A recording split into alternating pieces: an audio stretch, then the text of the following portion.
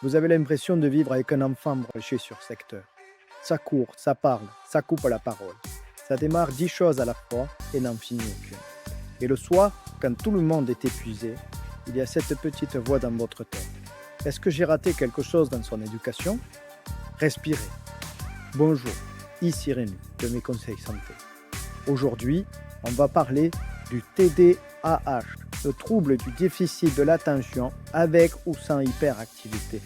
Mais surtout, on va parler de votre enfant, pas d'un diagnostic, pas d'une étiquette. Votre enfant. Imaginez son cerveau comme une voiture de course, un moteur puissant, ultra réactif, capable d'accélération fulgurante. Mais les freins, parfois, ils répondent une seconde trop tard. Ce n'est pas qu'il ne veut pas s'arrêter, c'est qu'il n'y arrive pas au bon moment. Et cette seconde de décalage change tout. On confond souvent enfant turbulent et enfant avec TDAH. Un enfant énergétique peut freiner quand l'enjeu est clair. Il râle, mais il s'arrête. Un enfant avec TDAH, le feu est rouge, il le sait, il veut s'arrêter. Mais la pédale répond trop tard. Et à force d'entendre « fais un effort », il finit par croire qu'il est le problème. Le TDAH repose sur 3 grandes pédales. D'abord, l'attention. Son cerveau, c'est comme un navigateur avec 30 onglets ouverts. Il commence un exercice et soudain, un bruit, une pensée, une idée et l'onglet change. Ensuite, l'impulsivité. La réponse sort avant que la pensée soit totalement formée, comme si le cerveau parlait plus vite qu'il ne réfléchit. Et enfin, l'hyperactivité. Le corps a besoin de bouger, se lever, toucher, manipuler. Ce n'est pas de la provocation, c'est une tension interne qui cherche une sortie. Alors non, ce n'est pas un problème d'éducation.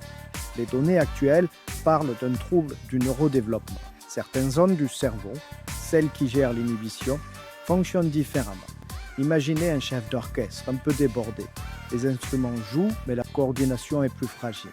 Ce n'est pas un mauvais orchestre, c'est une organisation à ajuster. Comment savoir si on dépasse la simple turbulence? 3 éléments doivent alerter. La durée, plus de 6 mois. La répétition, à l'école et à la maison. Et surtout l'impact, des difficultés scolaires, des conflits répétés, une estime de soi qui s'effrite. Un diagnostic ne se pose pas à la légère. Il demande un entretien médical, des questionnaires, parfois des bilans complémentaires. Parce qu'un moteur qui tousse n'est pas toujours un problème de frein. Alors, concrètement, que faire? On ne change pas le moteur, mais on peut sécuriser le circuit. Un enfant avec TDAH a besoin de structures externes, comme des rails sur une piste. Des règles courtes, visibles, répétées. Une règle, une phrase. Je range avant de sortir un nouveau mot. Un jeu. Je parle quand c'est mon tour. Pas de long discours. Le cerveau TDAH se perd dans les explications floues. Ensuite, fractionner. Range ta chambre est une autoroute sans sortie. Découper, ramasse les vêtements, puis les livres, puis le bureau. Un virage à la fois. Et chaque étape validée devient une petite victoire. Le renforcement positif est essentiel. Ces enfants entendent beaucoup de reproches. Repérer l'effort, même minuscule. Le cerveau est très sensible à la récompense immédiate. C'est comme mettre le bon carburant dans le moteur. Avant même de parler traitement, regardons les fondations. Le sommeil. Un enfant fatigué ressemble à un enfant hyperactif. Le manque de sommeil enlève encore plus de contrôle au frein. Rituel identique chaque soir. Écran coupé au moins 1 heure avant. Heure de coucher stable. Parfois, une aide ponctuelle à base de mélatonine peut être proposée. Toujours avec un avis médical, jamais un automatique. L'alimentation ensuite. Non, le sucre ne crée pas le TDAH.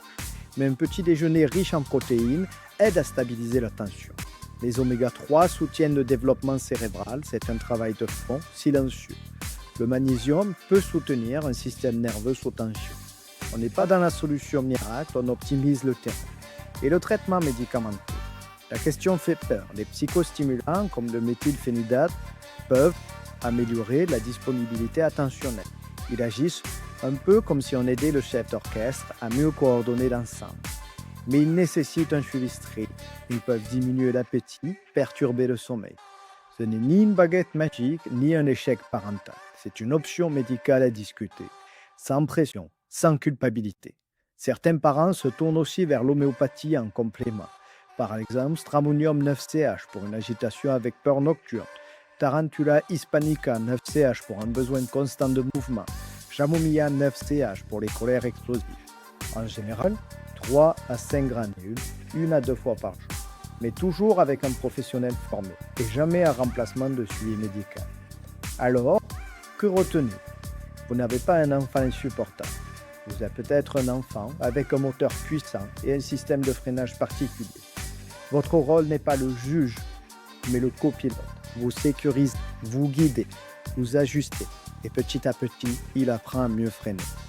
Pour lire l'article complet, voir les schémas explicatifs et retrouver toutes les références, retrouvez-nous sur notre site mesconseilssanté.fr. Prenez soin de vous et à votre écoute. Je vous rappelle que ce contenu est donné à titre informatif. Il ne remplacera jamais l'avis d'un professionnel de santé. En cas de doute ou de symptômes persistants, consultez votre médecin ou votre pharmacien.